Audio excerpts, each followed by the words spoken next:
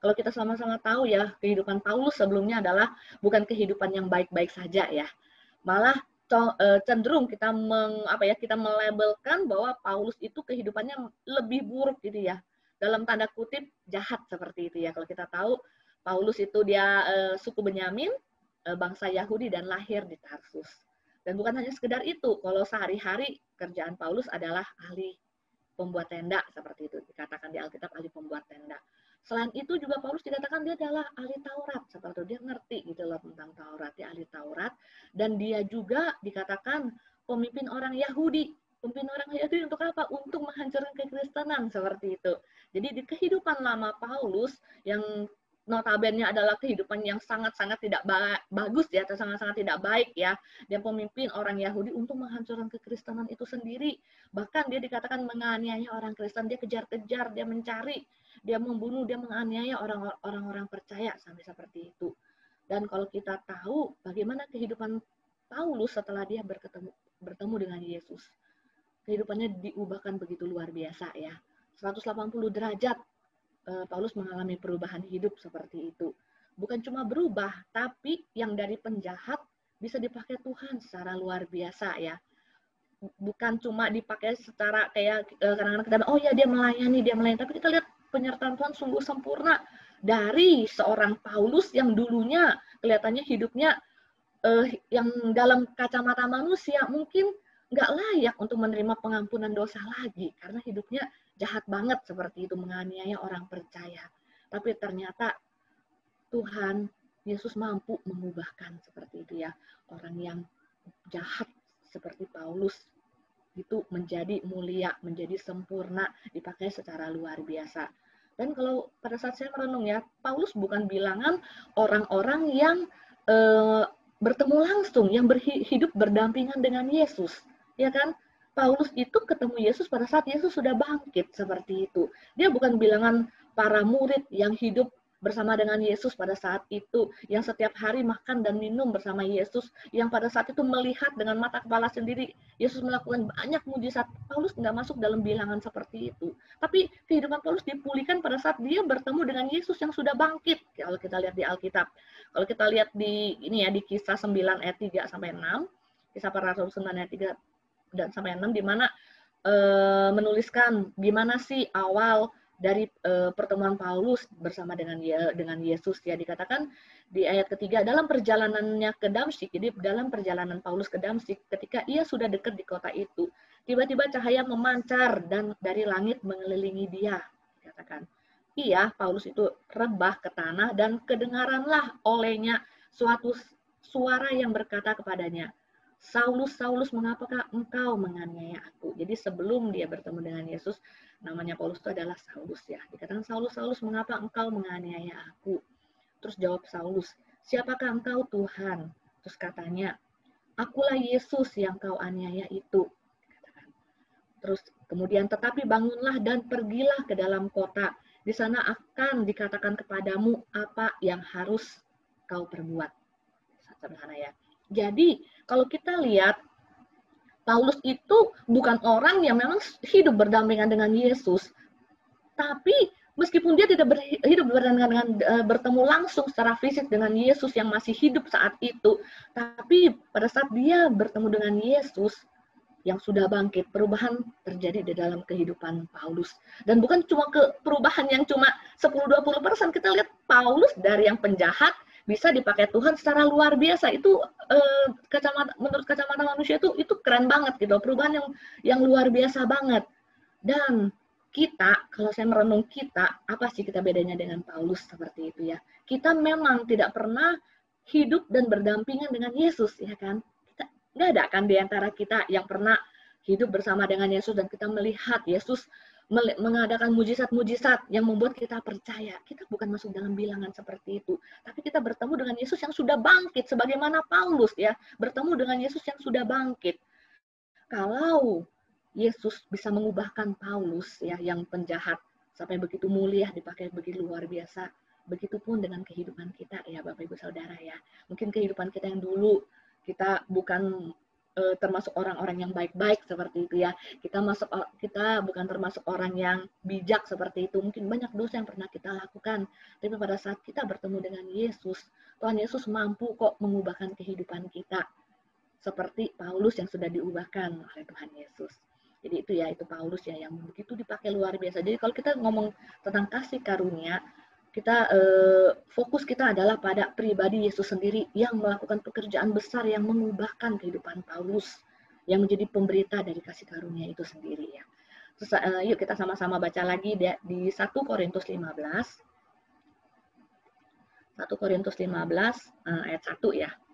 Kalau Bapak Ibu lihat itu adalah topiknya adalah kebangkitan Kristus ya, kebangkitan Kristus. Kalau kita lihat ya di ayat pertama dikatakan, dan sekarang saudara-saudara, aku mau mengingatkan kamu kepada Injil yang aku beritakan kepadamu dan yang kamu terima dan yang di dalamnya kamu teguh berdiri. Yang di dalamnya kamu teguh berdiri. Jadi kalau kita lihat di perikop sebelumnya, mulai di 1 Korintus 14 itu berbicara tentang karunia-karunia roh seperti itu ya, peraturan-peraturan dalam jemaat. Tapi di pasal 15 Paulus kembali mengingatkan kita gitu ya. Kalau dilihat di TSI itu dikatakan hal yang penting yang mau disampaikan Paulus kepada jemaat di Korintus, dikatakan seperti itu. Berarti ini adalah lebih penting daripada karunia-karunia, talenta-talenta yang sudah diterima oleh jemaat Tuhan pada saat itu gitu ya. Kadangkala hidup kita terlalu fokus pada karunia Tuhan, hidup kita fokus pada talenta-talenta yang Tuhan berikan. Itu tidak ada yang salah kalau kita fokus dengan karunia Tuhan, di mana hidup kita maksimal. Tapi kita jangan pernah melupakan bahwa seperti diingatkan oleh Paulus, mengingatkan bahwa Injil itu sendiri gitu ya. Kita diingatkan bahwa Injil yang sudah Paulus beritakan, di mana di dalamnya kita teguh berdiri seperti itu ya. Itu adalah hal yang penting, di mana Paulus mengingatkan kembali, boleh kita fokus pada karunia Tuhan, tapi kita tidak boleh sekalipun melupakan gitu ya hal yang paling penting, yaitu Injil itu sendiri. Kita lihat di ayat kedua, oleh Injil itu kamu diselamatkan. Oleh Injil kasih karunia itu kita diselamatkan asal kamu teguh berpegang kepadanya. Seperti yang telah kuberitakan kepadamu, kecuali kalau kamu telah sia-sia saja menjadi percaya. Sayang gitu loh kalau kita tahu tapi kita tidak percaya, itu hidup kita akan sia-sia seperti itu ya. Jadi di sini Paulus mereminder kita, mengingatkan kita kembali bahwa ada jaminan keselamatan yang sudah kita terima di dalam Yesus, Bapak Ibu Saudara. Jadi bukan fokus kita hanya pada karunia Tuhan, hanya pada talenta, hanya pada berkat-berkat, hanya pada kekayaan rohani yang kita terima. Tapi yang paling penting adalah adanya jaminan keselamatan yang sudah kita terima di dalam nama Tuhan Yesus Kristus. Kalau kita lihat Paulus ya, pada saat dia menerima itu, dia merasa tidak layak, Bapak Ibu ya. Dia merasa tidak layak. Siapa sih pribadi Paulus? Kalau kita lihat lagi ya di ayat ketiga. Kita lihat di 1 Korintus 15 ayat ketiga dikatakan, sebab yang sangat penting telah kusampaikan kepadamu, yaitu apa yang telah kuterima sendiri. Jadi sebelum Paulus menyampaikan kepada setiap kita, dia pun harus menerima dulu gitu. Dia menerima dulu kabar baik itu, baru dia bisa menyampaikan kepada orang lain. Kita nggak mungkin bisa menyampaikan kabar baik itu kalau kita belum menerima kabar baik itu dalam kehidupan kita. Jadi sebab yang sangat penting sebab yang sangat penting telah kusampaikan kepadamu, yaitu apa yang telah kuterima sendiri, ialah bahwa Kristus telah mati karena dosa-dosa kita sesuai dengan kitab suci. Jadi Paulus mengingatkan kita kembali bahwa Kristus sudah mati karena dosa-dosa kita sesuai dengan kitab suci, sesuai dengan apa yang sudah tertulis di dalam kebenaran firman Tuhan. Jadi Yesus sudah mati bagi dosa kita. Pada saat Yesus mati, di manakah kita mati, kita disalib bersama-sama dengan Yesus itu sendiri pada saat itu. Dikatakan di ayat keempat, kita lihat lagi, bahwa ia telah dikuburkan dan bahwa ia telah dibangkitkan pada hari yang ketiga sesuai dengan kitab suci. Jadi Yesus mati karena dosa kita, dan bukan hanya mati, dikatakan bahwa Yesus telah dikuburkan dan ia telah dibangkitkan pada hari ketiga. Mungkin kalau manusia biasa hanya sampai pada dikuburkan gitu ya, tapi Yesus adalah Tuhan gitu ya. Dia bukan cuma sampai mati dan dikuburkan, tapi dikatakan ia telah dibangkitkan pada hari ketiga sesuai dengan kitab suci. Dan nggak sampai sana lagi, Bapak Ibu Saudara, kita lihat di ayat kelima dikatakan bahwa ia telah menampakkan diri kepada Kefas dan kemudian kepada kedua belas muridnya, seperti itu. Jadi pada saat Yesus sudah bangkit, dikatakan Yesus menampakkan diri kepada Kefas. Kefas itu adalah Petrus, ya, Simon Petrus, dan kemudian kepada kedua belas muridnya. Pada saat saya merenung, saya merasa Yesus itu pribadi begitu luar biasa, ya. Petrus adalah salah satu murid Yesus yang menyangkal, gitu ya, menyangkal 3 kali pada saat Yesus mau disalib. Tapi anugerah Tuhan itu begitu berlimpah, ya. Malah Yesus pertama kali menampakkan diri itu pada Petrus itu sendiri, seperti itu. Mungkin kalau kita manusianya, ngapain lah datangin orang yang sudah menyangkal di akhir-akhir kehidupan Yesus, seperti itu. Tapi Yesus tidak berpikir demikian, ya. Dia malah menampakkan diri pada Kefas, yaitu Simon Petrus, dan kemudian kepada kedua belas murid. Dan dikatakan di ayat 6, sesudah itu ia menampakkan diri kepada lebih dari 500 saudara sekaligus. Jadi setelah menampakkan diri kepada Kefas dan kedua belas murid, dikatakan Yesus menampakkan diri lebih dari 500 saudara sekaligus, gitu. 500 saudara sekaligus Yesus menampakkan diri. Kebanyakan dari mereka masih hidup sampai sekarang, tetapi beberapa di antaranya telah meninggal.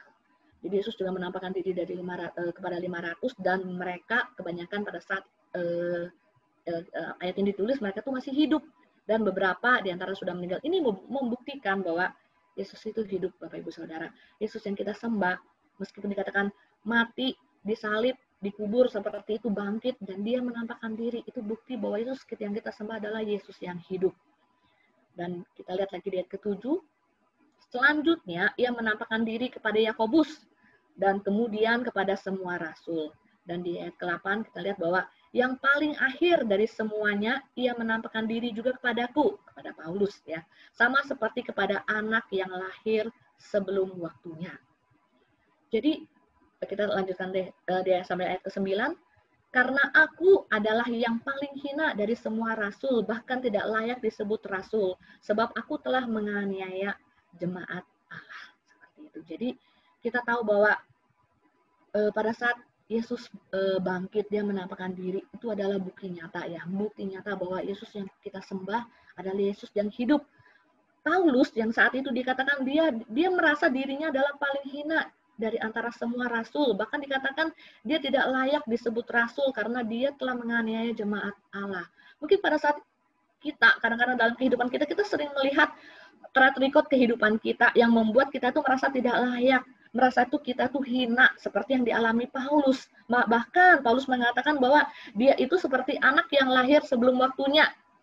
Gitu ya. Kalau kita tahu bahwa kalau ibu hamil, gitu ya, dia akan melahirkan secara normal waktunya itu adalah 9 bulan, seperti itu.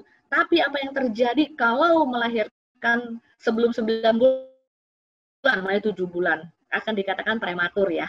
Akan dikatakan prematur karena bayi itu lahir sebelum waktunya. Begitupun dengan Paulus, dia dikatakan dia seperti anak yang lahir sebelum waktunya, dia merasa belum siap, sehingga pada saat kasih karunia Tuhan hadir dalam kehidupannya, dia merasa, aduh, aku kok paling hina, ya, aku nggak layak untuk terima dapat kasih karunia itu, aku nggak layak untuk disebut rasul, seperti itu. Dia menyadari kehidupannya, tapi dia tahu bahwa itu bukan karena dia, karena kasih karunia Allah yang telah hadir dalam kehidupan Yesus, ya. Jadi kita belajar, ya, dari kehidupan Paulus ini bahwa pada saat kita hidup dalam kasih karunia Tuhan, itu berarti kita sudah menerima jaminan keselamatan.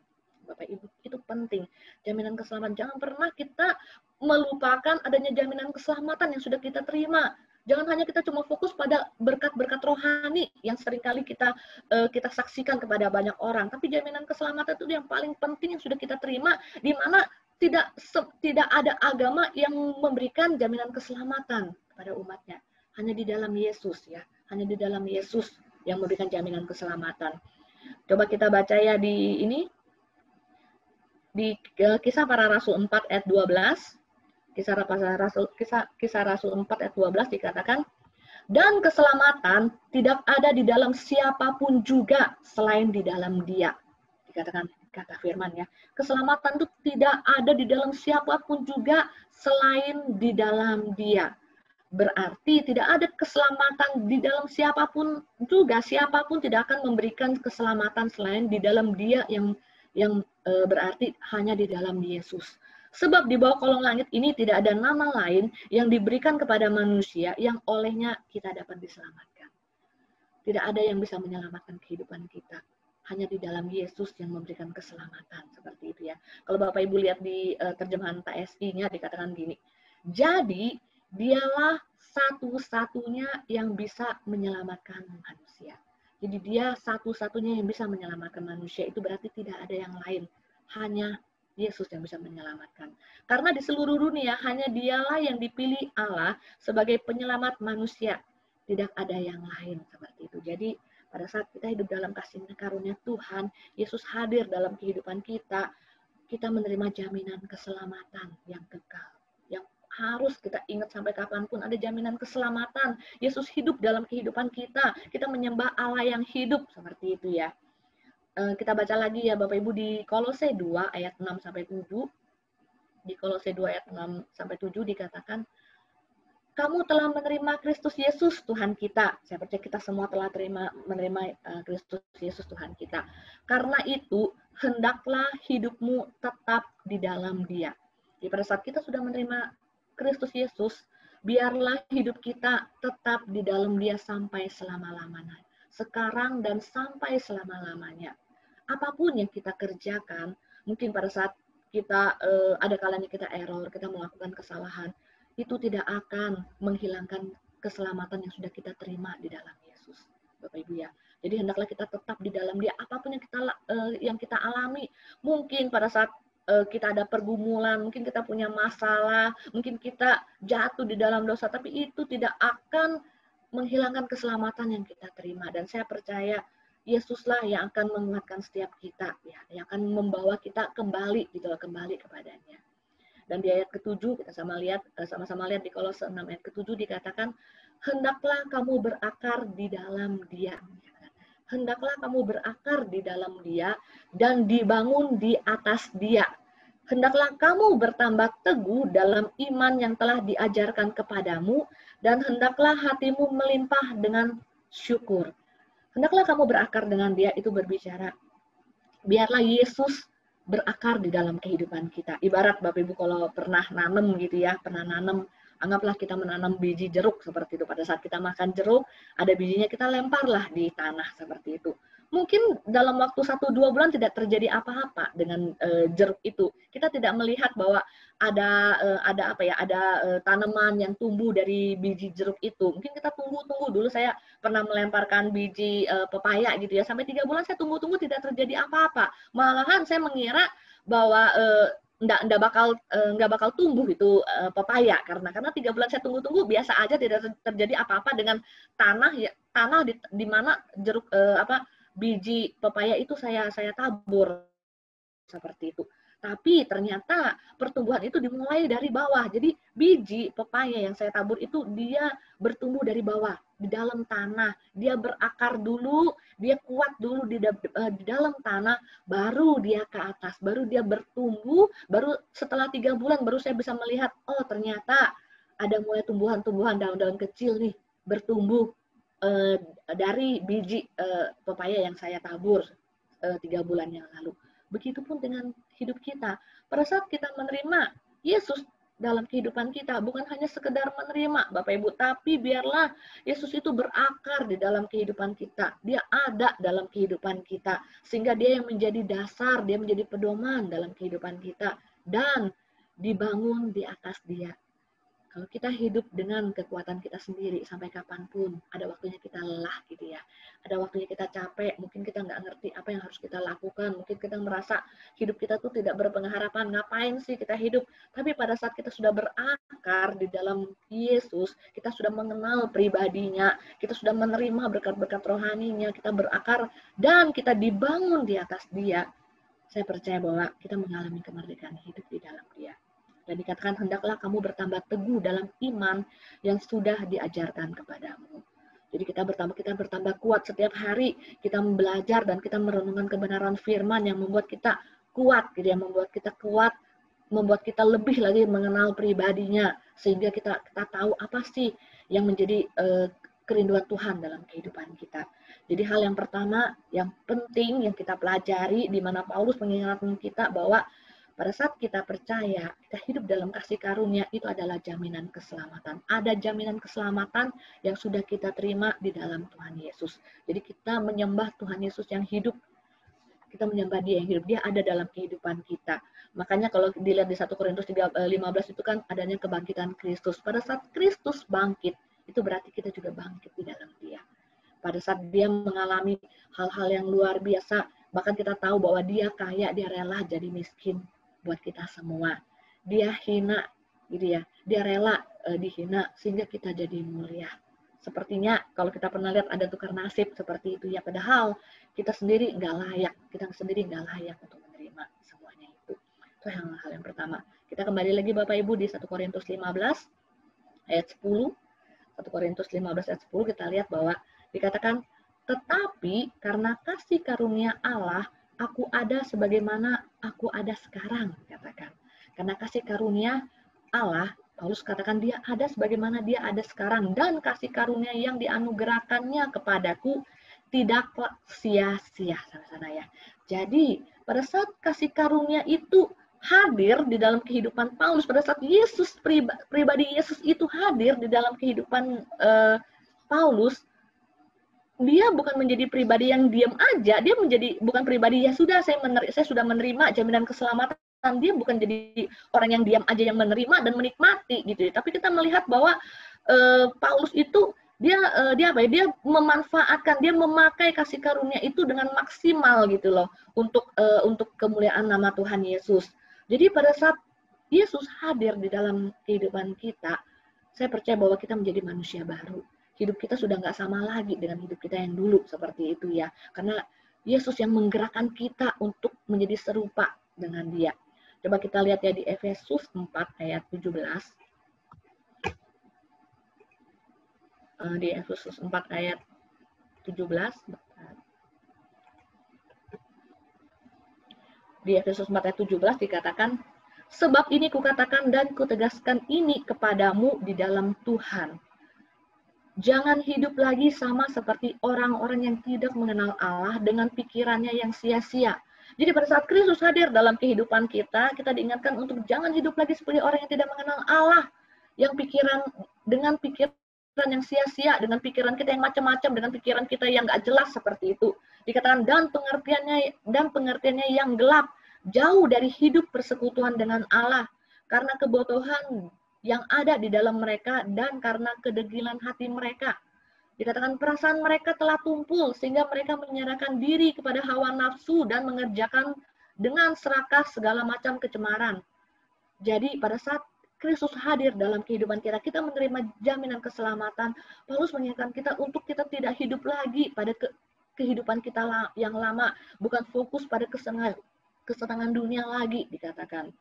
Terus di ayat berikutnya dikatakan, tetapi kamu bukan demikian, kamu telah belajar mengenal Kristus, dikatakan. Jadi kita itu bukan sama lagi dengan kehidupan kita yang dulu. Maksudnya RV yang dulu itu pada saat menerima Kristus nggak sama lagi dengan kehidupan saya yang dulu. Karena apa? Karena kita telah belajar mengenal Kristus. Dan di ayat berikutnya, karena kamu telah mendengar tentang Dia dan menerima pengajaran di dalam Dia menurut kebenaran yang nyata dalam Yesus. Karena kita telah mendengar tentang Yesus, menerima pengajaran di dalam Yesus menurut kebenaran yang nyata.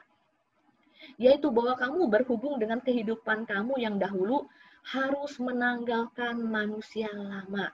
Saat kita percaya pada Yesus, kita menerima jaminan keselamatan kita tidak lagi hidup sesuai dengan apa yang kita mau gitu ya, suka-suka aja gitu ya, nggak seperti itu. Tapi dikatakan kita harus menanggalkan manusia lama yang menemui kebinasaannya oleh nafsunya yang menyesatkan. Jadi kita meninggalkan manusia lama supaya apa? Supaya kita dibaharui dalam roh dan pikiranmu dan mengenakan manusia baru yang telah diciptakan menurut kehendak Allah di dalam kebenaran dan kekudusan yang sesungguhnya. Sampai sana ya Bapak Ibu ya. Jadi poin kedua adalah pada saat kita hidup dalam kasih karunia, yang pertama yang paling penting adalah kita menerima jaminan keselamatan di dalam nama Yesus. Yang kedua adalah kita mengalami perubahan hidup. Itu sudah pasti. kita mengenakan manusia baru. Roh dan pikiran kita diperbaharui di dalam nama Yesus, gitu ya. Kasih karunia tidak pernah menuntut kita. Pada saat kita menerima kasih karunia, dia tidak pernah menuntut kita sebagaimana yang terjadi pada saat hukum Taurat. Tapi justru kasih karunia itu yang membuat kita bergerak seperti itu. Bapak Ibu lihat pada saat Paulus, dia yang menjadi yang jahat, pada saat Yesus hadir dalam kehidupan Paulus, dia menjadi pemberita kasih karunia. Dia melakukan hal-hal yang besar gitu ya. Tapi yang luar biasanya, Paulus mengatakan bahwa aku ada sebagaimana aku ada sekarang, dan kasih karunia yang dianugerahkan kepadaku tidak sia-sia. Jadi dia tahu bahwa kalau dia bisa menerima jaminan keselamatan, kalau dia bisa mengalami perubahan hidup, itu bukan karena dianya yang hebat seperti itu ya, bukan karena dianya yang hebat, tetapi karena kasih karunia, karena Yesus yang bekerja di dalam kehidupannya, sehingga tidak ada tidak ada satu sisi sedikit pun bagi Paulus untuk bisa mengambil kredit gitu ya, untuk bisa mengambil keuntungan untuk menerima pujian dari orang lain, karena dia tahu bahwa dia itu nggak layak kok, dia tuh nggak layak gitu loh untuk menerima itu. Maka dikatakan saya itu seperti anak yang lahir prematur gitu ya, lahir sebelum waktunya kayak gitu ya. Jadi kita belajar bahwa Yesus hadir dalam kehidupan kita, kita pasti menerima, kita pasti mengalami yang namanya perubahan hidup ya, kita menjadi manusia baru, kita menjadi manusia baru. Pada saat kita tahu bahwa kasih karunia Tuhan dilimpahkan untuk semua orang ya, orang yang jahat, orang yang baik, orang yang percaya, nggak percaya, seperti semua dilimpahkan. Kita menerima matahari, hujan, angin, ke udara, kita nggak pernah bayar, semua orang menikmati. Tapi yang kita perlu tahu bahwa pada saat kita menjadi orang percaya, kita lebih lagi bisa mengucap syukur. Karena apa? Kita menerima kekayaan rohani, kita menerima berkat-berkat rohani yang dianugerahkan Yesus dalam kehidupan kita, seperti itu ya. Kita menerima hikmat, kita menerima kemurahan Tuhan, kita menerima berkat-berkat khusus yang tidak dapat dinikmati, yang tidak diterima oleh orang-orang yang memang tidak percaya, orang-orang yang tidak mengenal Tuhan, seperti itu. Jadi pada saat Yesus hadir dalam kehidupan Paulus, dia yang menggerakkan gitu loh. Paulus bisa menjadi orang yang luar biasa. Yesus yang menggerakkan. Dan yang luar biasanya saya melihat bahwa pada saat Tuhan sudah memulai pekerjaan yang baik dalam kehidupan kita, dia tidak pernah sekali-kali meninggalkan kita sendirian. Dia selalu ada dalam kehidupan kita. Mungkin pada saat kita sebagai manusia, kita melimpahkan satu tugas kepada seseorang gitu ya. Kita cuma melimpahkan tugas aja. Mungkin setelah itu berhenti. Kita kita nggak bantu-bantu lagi. Mungkin kita nggak incas lagi dalam tugas itu. Tapi Allah itu begitu luar biasa gitu ya. Dia memulai semua yang terbaik dalam kehidupan kita. Dia tidak pernah membiarkan kita berjalan sendirian. Dia yang menyertai setiap kita dan dia juga yang menyempurnakan sehingga kita sempurna di dalam dia ya. Kita lihat di Filipi 1 ayat 6 ya. Filipi 1 ayat 6 dikatakan, akan hal ini aku yakin sepenuhnya bahwa Ia yang telah memulai pekerjaan yang baik di antara kamu. Jadi ya, Paulus bilang, aku tuh yakin bahwa Tuhan, bahwa Allah yang memulai pekerjaan yang baik di antara kita dan meneruskannya sampai pada akhirnya pada hari Kristus Yesus. Jadi pada saat kita mengalami perubahan hidup, kita jangan pernah khawatir, saya bisa apa enggak, saya mampu apa enggak, seperti itu. Kita jangan pernah khawatir karena Yesus selalu mendampingi kita. Dia yang Roh Kudus yang selalu menguatkan, yang selalu memberikan kemampuan, bahkan selalu mengingatkan kita pada saat jalan kita mulai berbelok, pada saat jalan kita sudah melenceng dari tujuan Tuhan. Roh Kudus selalu mengingatkan kita gitu. Jadi kita jangan pernah khawatir. Bahkan di terjemahan TSI dikatakan lebih keren lagi, dikatakan gini. Dan saya yakin bahwa Allah yang sudah memulai pekerjaan rohani yang indah ini di dalam diri kalian masing-masing, dikatakan gitu, akan meneruskannya sampai menjadi sempurna pada hari Kristus Yesus datang kembali. Jadi dia yang memulai, dia yang meneruskannya sampai kita menjadi sempurna. Itu berbicara dia yang memampukan kita gitu ya. Sehingga nggak ada lagi bagian kita untuk kita mau sombong, nggak bisa lagi. Karena kita tahu bahwa kita tuh nggak mampu, kemampuan kita terbatas, pikiran kita terbatas. Tapi yang ada adalah Kasih karunia Tuhan yang menyertai kehidupan kita, yang membuat kita tuh bisa sempurna, memenuhi apa yang Tuhan mau dalam kehidupan kita ya Bapak Ibu ya. Karena kita sendiri tahu bahwa kita hidup gini kalau tanpa kasih karunia Tuhan, kita akan menjadi apa ya, menjadi orang ibaratnya arah hidup kita nggak jelas seperti itu. Nggak usah jauh-jauh apa yang terjadi dalam kehidupan kita 1 jam ke depan pun kita kan nggak ada yang tahu gitu ya. Apa yang terjadi 1 jam kemudian akan dalam kehidupan kita, tidak ada yang tahu kayak gitu ya. Jadi makanya kita belajar gitu menyerahkan semuanya di dalam Yesus. Dia yang memampukan, dia yang menuntun, dia yang menuntun. Jadi hal yang kedua yang kita belajar ya dari Paulus, yang pertama adalah jaminan keselamatan. Pada saat kita menerima jaminan keselamatan, kita pasti mengalami namanya perubahan hidup sebagai manusia baru di dalam Dia. Roh kita diperbaharui, pikiran kita diperbaharui. Dia yang memampukan kita meninggalkan kehidupan kita yang lama. Kita yang dulu tuh sudah mati dan kita bangkit bersama dengan Tuhan Yesus seperti itu ya. Itu hal yang kedua ya kan, yang bisa kita pelajari. Terus kemudian kita balik lagi Bapak Ibu ke 1 Korintus 15 ayat 10b, dikatakan 1 Korintus 15 ayat 10b dikatakan, sebaliknya aku telah bekerja lebih keras daripada mereka semua, tetapi bukannya aku, melainkan kasih karunia Allah yang menyertai aku. Seperti itu. Jadi pada saat kasih karunia Tuhan hadir dalam kehidupan Paulus, dia bukan menjadi pribadi yang diam aja, bukan menjadi pribadi yang buang-buang waktu, bukan menjadi pribadi yang foya-foya gitu ya, suka-suka, yang bukan menjadi pribadi yang terlena dengan kesenangan duniawi, bukan menjadi pribadi yang ya sudah, saya sudah terima jaminan keselamatan, saya sudah mengalami perubahan, ya sudah, dia merasa hidupnya ya sudah mutlak untuk dia sendiri. Paulus tidak melakukan hal yang demikian seperti itu ya. Pada saat kasih Yesus hadir, dikatakan sebaliknya aku telah bekerja lebih keras daripada mereka semua, tetapi bukannya aku, melainkan kasih karunia Allah yang menyertai aku. Jadi Paulus dia melakukan lebih daripada apa yang pernah dia kerjakan ya. Lebih daripada itu. Kalau kita lihat ya di 1 Korintus 9 ayat 26 sampai 27, 1 Korintus 9 ayat 26 sampai 27 Paulus ngomong gini. Sebab itu aku tidak berlari tanpa tujuan dan aku bukan petinju yang sembarangan saja memukul, tetapi aku melatih tubuhku dan menguasai seluruhnya, supaya sesudah memberitakan Injil kepada orang lain, jangan aku sendiri ditolak. Kita lihat ya, pada saat dia mengalami perubahan hidup, dia bisa bekerja keras karena apa? Karena dia tahu tujuan, dia tahu apa sih yang Tuhan inginkan dalam kehidupannya, di mana Tuhan pakai dia untuk memberitakan kabar Injil kasih karunia kepada banyak orang. Sehingga dia ngomong, aku bukan pelari yang larinya tanpa tujuan, bukan petinju yang suka-suka aja sembarang memukul seperti itu ya. Karena dia tahu tujuan hidupnya. Pada saat dia mengalami perubahan hidup, Yesus ada dalam kehidupannya, dia tahu apa sih yang harus dia kerjakan. Dia mengerti gitu, apa sih yang harus dia kerjakan. Jadi enggak cuma ya hidup sesuka-suka saja gitu ya.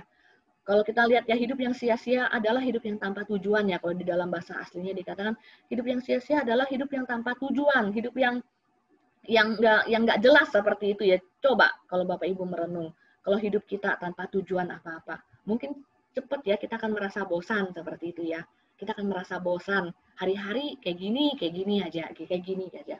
Tapi saya percaya kita ada dalam bilangan bukan hanya orang yang menikmati kasih karunia Tuhan. Tidak ada salah kita menikmati kasih karunia Tuhan, tapi kita bekerja keras. Kita tahu bahwa tujuan Tuhan itu luar biasa dalam kehidupan kita gitu ya. Kita tahu tujuan Tuhan luar biasa, sehingga kita bekerja keras untuk memenuhi panggilan surgawi yang Tuhan beri di dalam kehidupan kita. Coba kita baca ya di Filipi 3 ayat 13 sampai 14 ya. Filipi 3 ayat 13 sampai 14. Dikatakan, saudara-saudara, aku sendiri tidak menganggap bahwa aku telah menangkapnya. Kalau kita lihat di ayat di atasnya ya, karena Yesus Paulus, nanti Bapak Ibu baca sendiri di rumah ya. Pada saat Paulus sudah mengenal Yesus dan menerima kuasa kebangkitannya, Sehingga di ayat 13 dia katakan, saudara-saudara, aku sendiri tidak menganggap bahwa aku telah menangkapnya, tetapi ini yang kulakukan. Jadi pada saat Paulus mengalami perubahan hidup, yang dilakukan adalah aku melupakan apa yang telah di belakangku dan mengarahkan diri kepada apa yang di hadapanku. Jadi Paulus, apapun yang sudah terjadi, apapun yang jadi track record kehidupannya, ya sudahlah, gitu ya. Tidak, dia sudah nggak ingat-ingat lagi karena dia tahu dia ada sekarang pun karena kasih karunia Tuhan. Dan dikatakan dia, aku mengarahkan diri dengan apa yang ada di hadapanku dan berlari-lari kepada tujuan untuk memperoleh hadiah, yaitu panggilan surgawi dari Allah dalam Kristus Yesus. Pada saat Yesus hadir dalam kehidupan Paulus, Paulus bekerja keras karena apa? Dia tahu tujuan. Dikatakan Paulus berlari-lari kepada tujuan untuk memperoleh hadiah, yaitu dia memenuhi panggilan sorgawi dari Allah dalam Kristus Yesus. Bapak Ibu, itu luar biasa ya. Jadi pada saat kita hidup dalam Yesus, ada tujuan Tuhan, tujuan yang mulia yang Tuhan pakai. Saya percaya bahwa Tuhan memanggil kita, Tuhan menciptakan kita dalam kandungan ibu kita, dia sudah tahu kok dia ciptakan kita untuk apa gitu ya. Mungkin kalau Bapak Ibu masih belum mengerti tujuan hidup, mulai berdoa, mulai tanya sama Tuhan, Tuhan ngapain sih kamu ciptakan aku di dunia ini sampai saat ini? Kita bukan orang-orang yang biasa yang Tuhan ciptakan gitu ya. Kita bukan orang yang cuma diciptakan dari kecil, remaja, dewasa, menikah, punya anak, punya cucu dan kembali gitu ya. Enggak seperti itu, tapi lebih dari itu kita adalah pribadi-pribadi yang berharga. Dia menuntun kita dalam kandungan ibu seperti itu ya. Dan dia menuntun tuh berbicara pribadi, satu pribadi dengan pribadi lainnya tidak ada yang sama. Kita unik.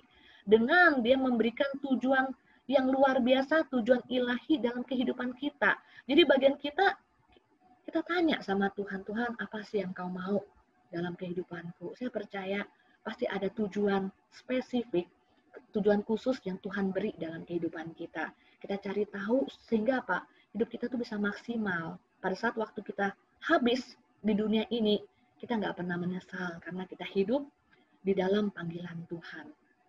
Mungkin saat ini, mungkin kita nggak ngerti, pada saat kita belum tahu, yuk kita sama-sama ikut yang menjadi visi dari New Life adalah membawa perubahan hidup kepada banyak orang. Kita ikut, kita ambil bagian dalam visi New Life, apa yang bisa kita lakukan, apa yang bisa kita bantu, kita memberi diri untuk melayani, untuk memenuhi panggilan surgawi dalam kehidupan kita. Kita lihat lagi ya di Filipi 3 ayat 7-8, ini luar biasa banget. Paulus berkata gini, tetapi apa yang dahulu merupakan keuntungan bagiku, sekarang kuanggap rugi karena Kristus. Jadi pada saat Kristus hadir dalam kehidupan Paulus, apapun yang dulu yang merupakan kebanggaan Paulus pribadi itu dianggap rugi gitu loh, karena Kristus. Malahan dikatakan segala sesuatu kuanggap rugi karena pengenalan akan Kristus Yesus Tuhanku lebih mulia daripada semuanya. Dia tahu bahwa pengenalan akan Kristus, dia sudah menerima Kristus itu lebih mulia dari segala sesuatu yang sudah dia miliki saat itu. Dikatakan oleh karena dialah aku telah melepaskan semuanya itu dan menganggapnya sampah supaya aku memperoleh Kristus. Seperti itu ya. Jadi pada saat kita belajar ya, kita belajar pada poin yang pertama adalah jaminan keselamatan. Bapak Ibu, kita sudah menerima jaminan keselamatan, kita menerima Yesus dalam kehidupan kita, dan kita mengalami perubahan hidup gitu ya. Kita hidup sebagai manusia baru, kita diperbaharui dalam roh dan pikiran kita, dalam semuanya. Kita yang dulu sudah mati, kita bangkit dan kita hidup buat Kristus. Dan bagian kita bukan cuma duduk diam menikmati semua kebaikan Tuhan, tapi kita bekerja keras gitu, kita berjuang untuk apa? Bukan untuk mencari, bukan untuk mengumpulkan materi-materi yang ada di dalam dunia ini, tapi kita memenuhi panggilan surgawi yang sudah Tuhan berikan di dalam kehidupan kita gitu ya. Yang membuat apa? Yang membuat hidup kita maksimal sehingga suatu hari nih kalau kita dipanggil Tuhan, Bapak Ibu, kita nggak pernah lagi memang Tuhan waktuku saya masih perlu waktu, saya masih perlu 2 hari lah, 3 hari untuk memenuhi kerjaan yang belum selesai. Kita nggak akan pernah ngomong seperti itu lagi karena kita sudah memakai waktu yang Tuhan beri dengan maksimal, memenuhi apa yang Tuhan mau dalam kehidupan kita seperti itu ya. Coba kita lihat lagi ya di ini di Filipi 3 ayat 7-8. Bukan Filipi, sorry, bentar. Bentar ya.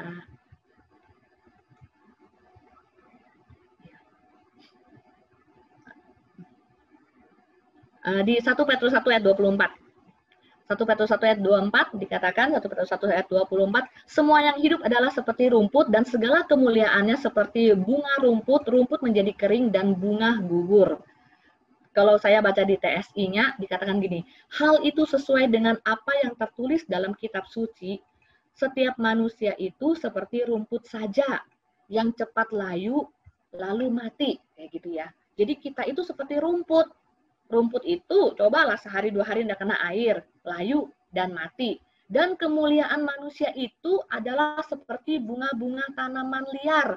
Kemuliaan manusia itu berbicara mungkin jabatan yang kita punya dalam pekerjaan, mungkin pujian-pujian yang kita terima dari orang-orang sekitar, mungkin pengakuan yang sudah kita terima, itu dikatakan seperti bunga tanaman liar yang cepat rontok dan hilang. Kalau kita mempertahankan hal-hal duniawi, pengakuan-pengakuan manusia itu tidak akan bertahan lama, Bapak Ibu Saudara. Dikatakan cepat rontok dan hilang seperti itu ya. Jadi mari kita bekerja keras, kita mengarahkan pandangan kita kepada panggilan surgawi yang Tuhan beri dalam kehidupan kita seperti itu.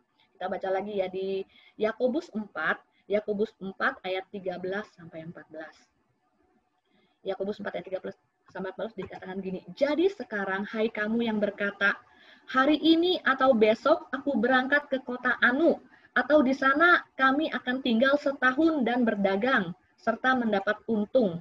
Di berikutnya, sedang kamu tidak tahu apa yang akan terjadi besok. Seperti itu. Apa arti hidupmu?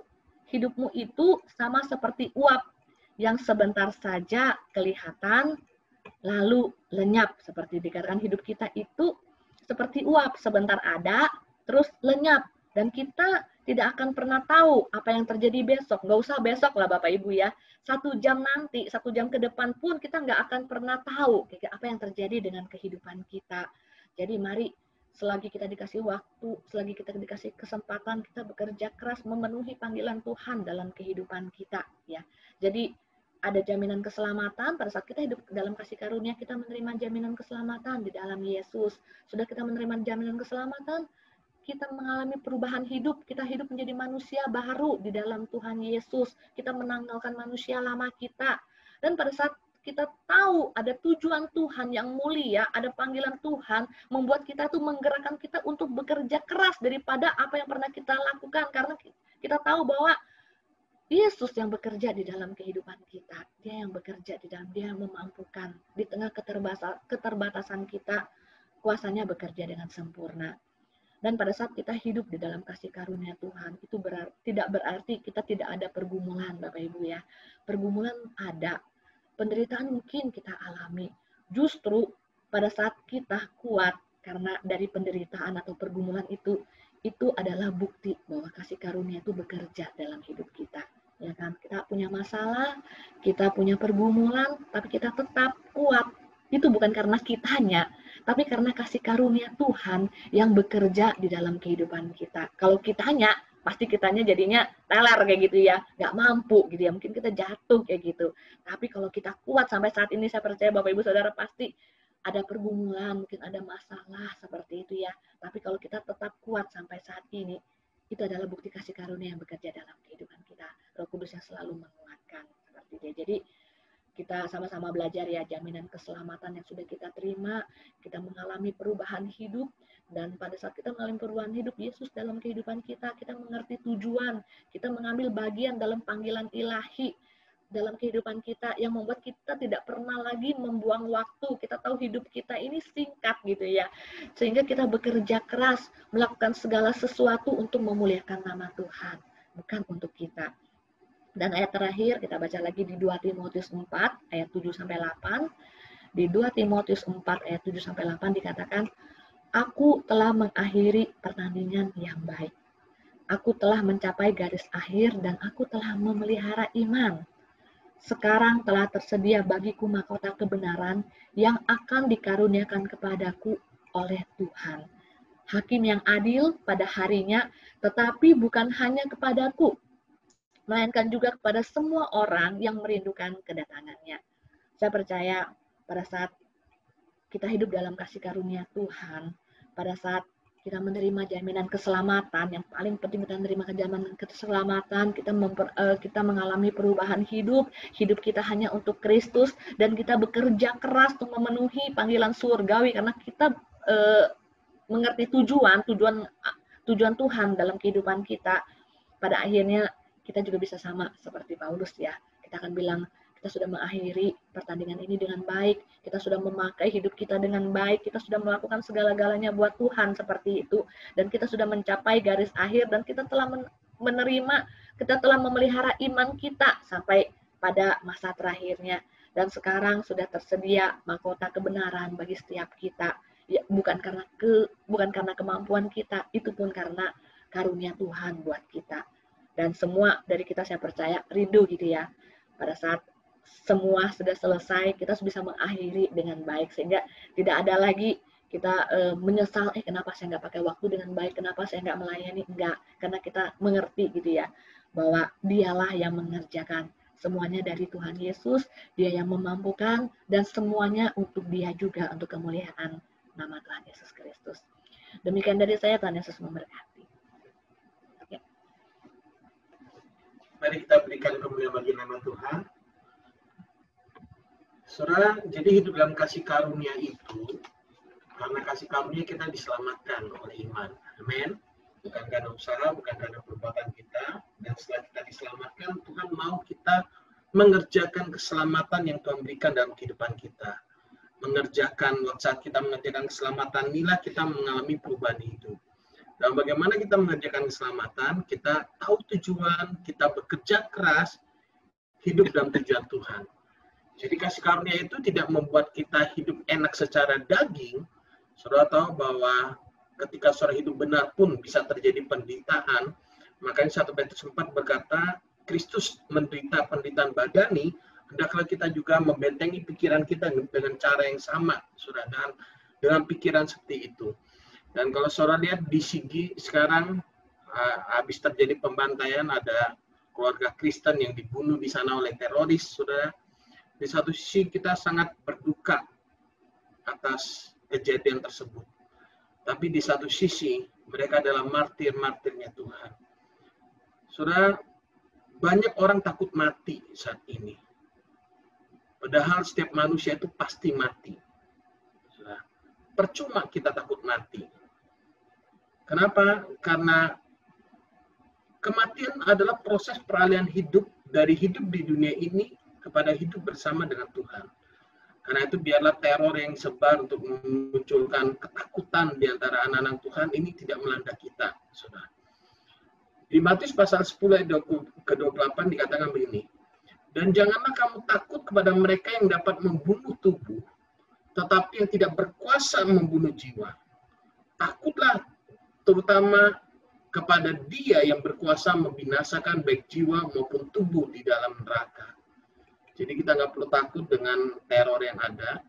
Mungkin kita berkata, oh tapi tempat kita kan aman di Batam, pemberitaannya bagus dan sebagainya.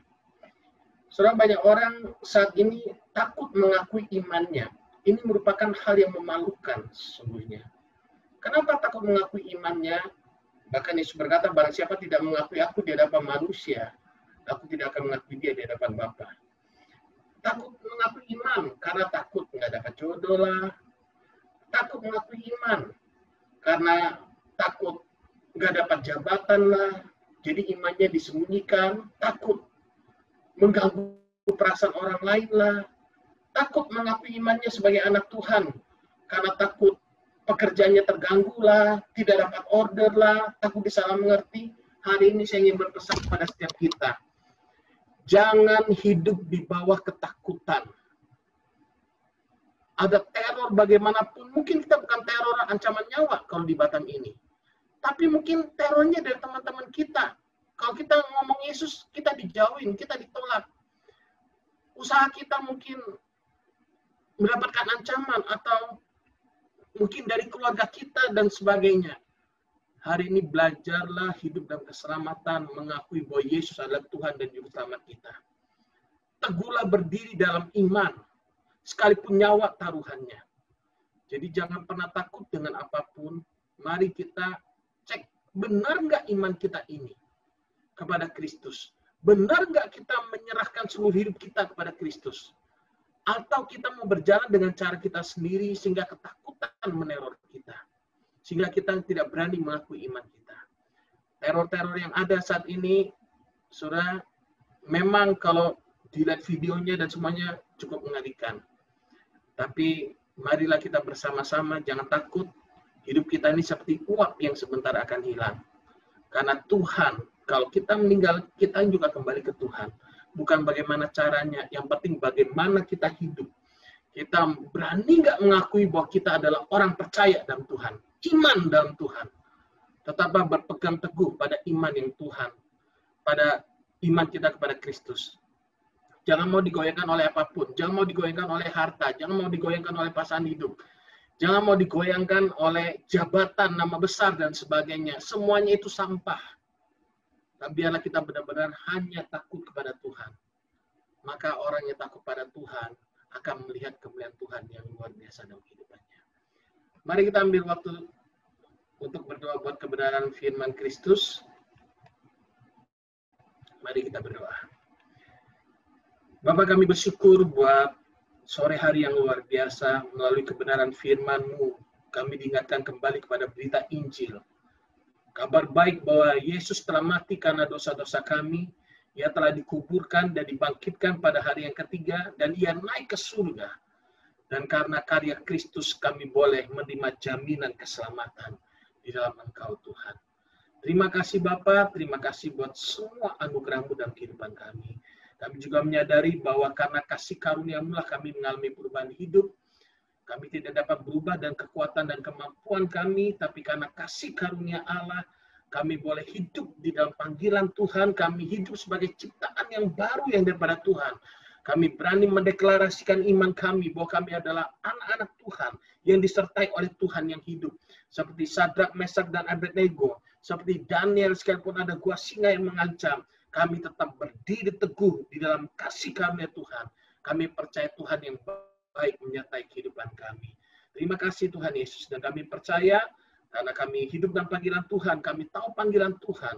Kami hidup bukan untuk memuaskan keinginan daging kami, tapi kami hidup bagi kemuliaan nama Tuhan. Kami juga bekerja keras bagi kemuliaan nama Tuhan.